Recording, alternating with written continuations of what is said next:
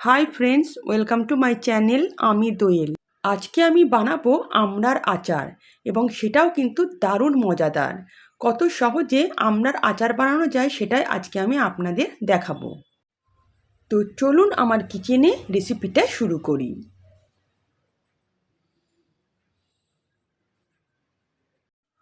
আমড়ার আচার বানানোর জন্য এখানে আমি 2 কিলোর মতো আমড়া নিয়ে নিয়েছি, এবং আমড়াগুলোকে খুব ভালো করে আমি 2-3 বার পরিষ্কার জলে ধুয়ে নিয়েছি, এবং আমড়ার পিছন দিকটা এভাবে আমি সব বটি দিয়ে কেটে নিয়েছি। এবার একটা পাত্রের মধ্যে আমড়াগুলোকে আমি ঢেলে নেব। তারপর আমি বেশ খানিকটা জল দিয়ে আমড়াগুলোকে 10-15 মিনিটের জন্য খুব ভালো করে সেদ্ধ করে নেব, যাতে আমড়াগুলোর যে উপরের অংশটা সেটা খুব নরম হয়ে যায় এবং কাঠগুলো সহজেই যেন বেরিয়ে আসে। জল দিয়ে গ্যাস অন করে এবার আমড়াগুলোকে আমি সেদ্ধ হতে দিলাম। আমড়াগুলো সেদ্ধ হয়ে গেছে, আর দেখুন এর কিন্তু রঙেরও পরিবর্তন হচ্ছে।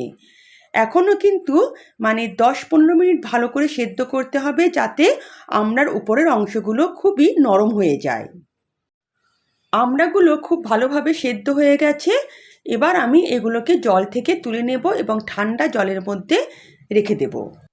আমড়াগুলোকে আমি খুব ভালোভাবে সেদ্ধ করে নিয়েছি।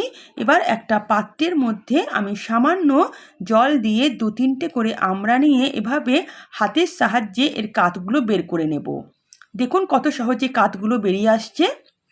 জল নিয়ে কিন্তু এভাবে কাঠগুলো বের করে নিতে হবে, তাহলে কিন্তু অতি সহজেই আমড়ার আঁটি থেকে কাঠটা বেরিয়ে আসবে। এভাবে আমি বাকি কাঠগুলোও বের করে নেব।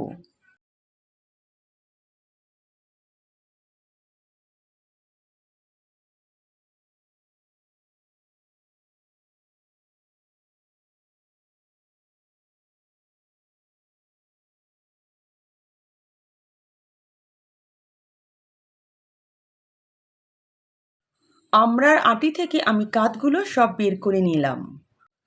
আমড়ার সব কাঠ আমি বের করে নিয়েছি। এবার একটা মিক্সিং জারে এগুলোকে নিয়ে আমি কিন্তু ব্লেন্ড করে এর একটা মিহিন পেস্ট রেডি করে নেব।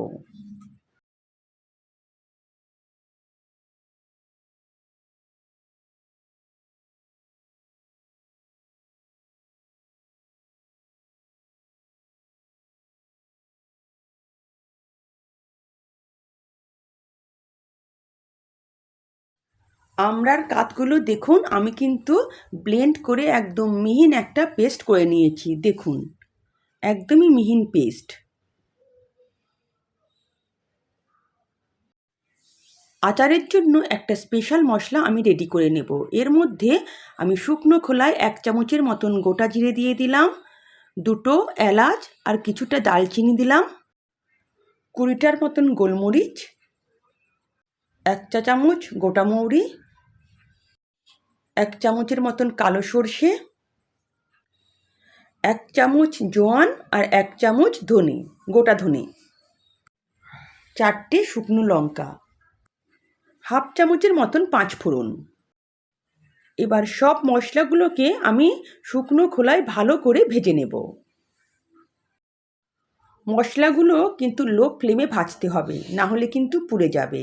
মশলাগুলো খুব ভালোভাবে ভাজা হয়ে গেছে। এবার এগুলো গ্যাস থেকে আমি তুলে নিয়ে একটা পাত্রের মধ্যে ঢেলে রাখবো।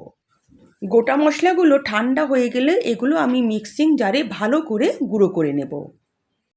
মশলা ঠান্ডা হয়ে গেছে, এবার মিক্সিং জারে এগুলোকে আমি গুঁড়ো করে নেব।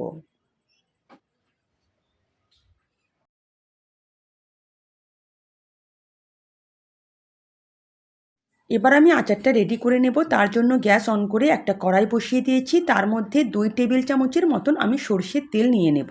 এখানে কিন্তু আচারটা আপনারা সর্ষের তেলেই রেডি করবেন।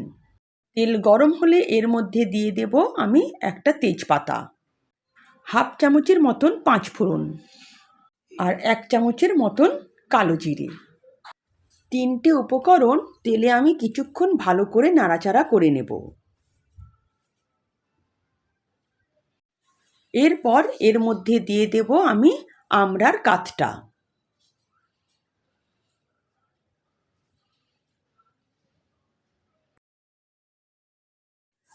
আমড়ার কাঠটা দিয়ে প্রথমে আমি 2-3 মিনিট আগুনে এটাকে গরম করে নেব।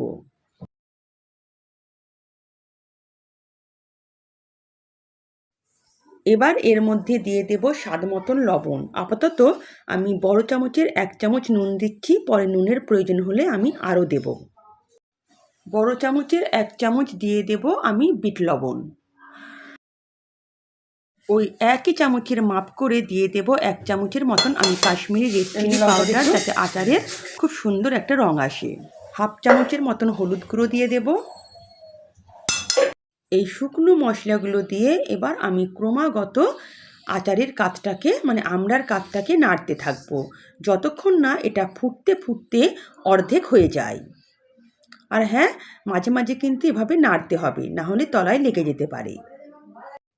15-20 মিনিট এভাবে আমি গরম করার পর এর মধ্যে দিয়ে দেব 3 টেবিল চামচের মতন চিনি। তবে হ্যাঁ, মিষ্টিটা আপনারা যে যার পছন্দ মতো দিতে পারেন। এখানে পরে কিন্তু আমি আরও চিনি দিতে পারি। আপাতত আমি 3 টেবিল চামচের মতন চিনি এখানে দিলাম।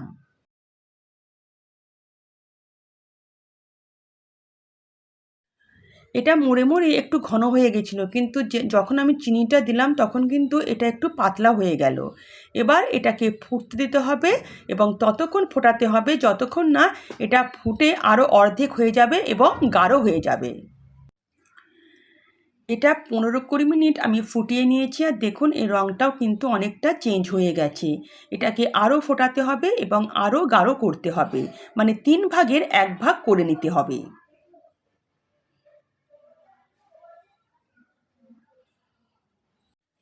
এটা কিন্তু আধ ঘন্টার মতন ফোটানো হয়ে গেছে, আর দেখুন এটা কিন্তু অনেকটাই ঘন হয়ে এসছে। এর থেকে বেশি কিন্তু ঘন করার দরকার নেই, কারণ যখন এটা ঠান্ডা হবে তখন কিন্তু আরও অনেকটাই ঘন হয়ে যাবে। এবার এর মধ্যে দিয়ে দেব 1 টেবিল চামচের মতন ভিনিগার। এই ভিনিগারটা দিলে আচারটা কিন্তু অনেক দিন থাকবে। আচারটাকে ঠিক এই ঘনত্বে আনতে হবে। এবার এর মধ্যে আমি তৈরি করে রাখা আচারের মশলাটা পুরোটাই দিয়ে দেব।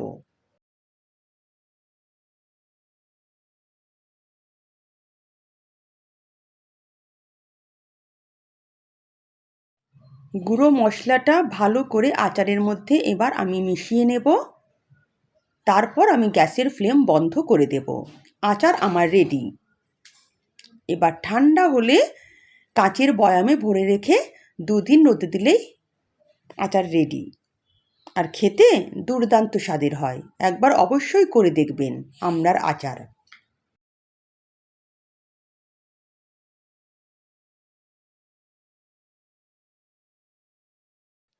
আচারটা পুরোপুরি ঠান্ডা হয়ে গেছে, আর দেখুন এটা কিন্তু ঠান্ডা হওয়ার পর আরও একটু জমে ঘন হয়ে গেছে দেখুন। আর খেতেও কিন্তু দুর্দান্ত হয়েছিল। এবার আমি কাচের বয়ামে, একটা পরিষ্কার কাচের বয়ামে এটাকে ভরে রাখবো।